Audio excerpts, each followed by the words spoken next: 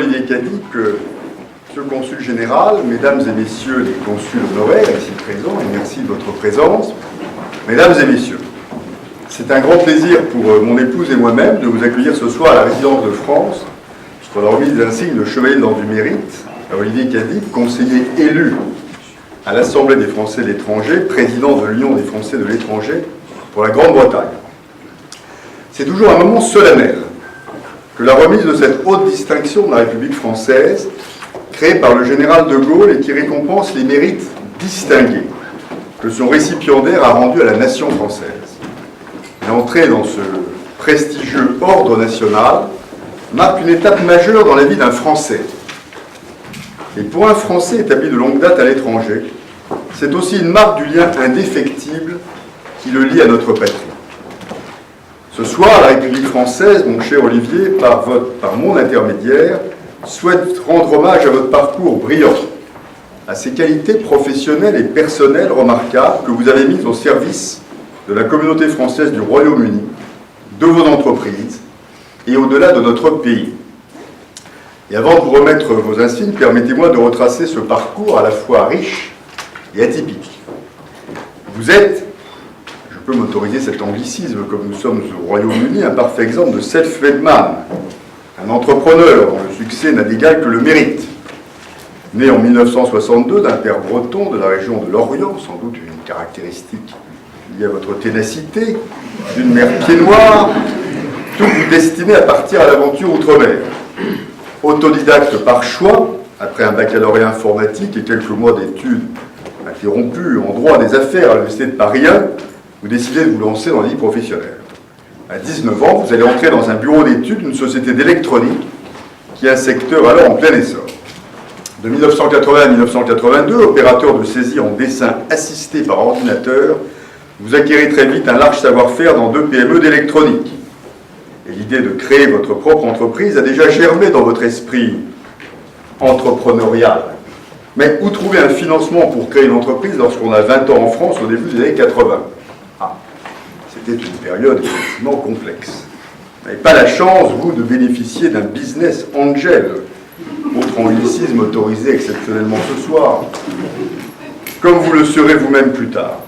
Aussi, durant plusieurs mois, vous allez cumuler 2 emplois et vous travaillez tous les jours et une nuit sur 2. Message à méditer d'ailleurs pour les étudiants d'aujourd'hui. Les événements s'enchaînent très vite et le résultat est un succès tout à fait spectaculaire. Il y a aujourd'hui très exactement 29 ans, c'était le 3 octobre 1982, après avoir retiré 20 000 francs, une somme à l'époque, d'économie à la caisse d'épargne. Ça n'était pas la banque transatlantique, mais c'est quand même très bien. Vous créez votre première entreprise, le banquier, chez qui vous ouvrez un compte pour votre SARL et déposez votre capital, vous encourage, comme souvent d'ailleurs les banquiers aujourd'hui, d'un j'espère que vous ne me demanderez pas d'argent. Travailleur acharné, vous ne vous autorisez que quelques heures de sommeil par jour, et 7 ans plus tard, Info Élec devient une société anonyme au capital d'1 million de francs. En 1993, votre réussite professionnelle vous vaut d'être élu au comité directeur du groupement des fournisseurs de l'industrie électronique. Et l'année suivante, plébiscité par vos pairs, vous serez porté à la vice-présidence de cet organisme. En 1995, vous avez conscience de ce que, si rien n'est fait, votre secteur industriel va droit dans le mur, comme vous dites alors. Et vous créez alors Piste et Pastille. Ce bimestriel va s'imposer rapidement comme une référence éditoriale pour l'industrie électronique et un acteur déterminant dans la défense des intérêts de la profession. En 1996, vous faites le grand saut et vous installez le siège de votre entreprise à 2 heures de Paris, à Ashford, premier arrêt côté anglais de l'Eurostar. Fort de votre expérience, soucieux aussi d'aider d'autres entrepreneurs français à s'implanter au Royaume-Uni, vous fondez bientôt l'association La France Libre d'Entreprendre. Plus d'1 millier d'entrepreneurs vont adhérer à votre association, et ce succès vous vaut dans la presse un titre très flatteur, peut-être un peu excessif, mais enfin, Français le plus connu du sud de l'Angleterre depuis Guillaume le Conquérant. Seigneur, tout honneur. Alors en 1999, vous avez réussi, là vous parvenez à lever la somme et on est passé aux euros. Malgré le scepticisme de nos amis britanniques, nous y sommes toujours. Et donc vous parvenez à lever la somme considérable de 10 millions d'euros.